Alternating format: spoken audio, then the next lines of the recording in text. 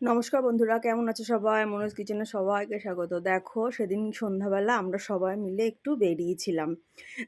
তোমরা কারা কারা এই জায়গাটা চিনতে পারছো অবশ্যই আমাকে কমেন্টে জানিও।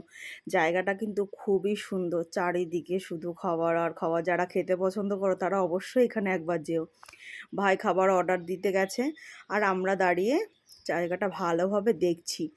আর মাঝে মাঝে একটু সেলফি, একটু ফটো এইসব তুলে নিচ্ছিলাম। সবাই যে যার মতো কাজ করছে, দেখো দেখো সবাই মিলে একটু সেলফি তুললাম। যাই হোক, একটু মাঝে মাঝে সবাই একটু সেলফি তুলে নিয়ে এবার খাবারটা আমাদের আসবে। ভাই অর্ডার দিয়েছে, একটু ওয়েট তো করতেই হয়, এইসব জায়গায় প্রচণ্ড ভিড় হয়। দেখো চলে এসেছে আমাদের খাবার। ব্যাস, ভাই অর্ডার করেছিল ফ্রাইড মোমো আর স্টিম মোমো। যা খেতে ছিল না, দেখো স্যুপটা আগেই টেস্ট করছে। আর ইনি তো কপা কপ খেয়ে নিচ্ছে, কোনো রিভিউ দিল না দেখো। আর আমার ছেলে গরমের জন্য দেখো টেনেই খেতে পারছে না। ফ্রাইড মোমোটা মেয়োনিজ দিয়ে যা লাগছিল না, খাওয়া শেষ হয়ে গেল এবং চলে আসলাম আমরা ওখান থেকে আর একটা বাজারে। কিসের জন্য জানো? এই যে ফুচকা খাওয়ার জন্য। দেখো ফুচকাতে কেমন লঙ্কা ডলছিল, যখন আমি ভয়েসটা দিচ্ছিলাম আমার জিভে জল চলে আসছিল। ভালো করে মাখা হলো, আমার ভাইয়েরা তর্স হইল না, বললো দে দে দে, আমি আগে খেয়ে দেখি একটা। কপা কপ দেখো খেয়ে নিল।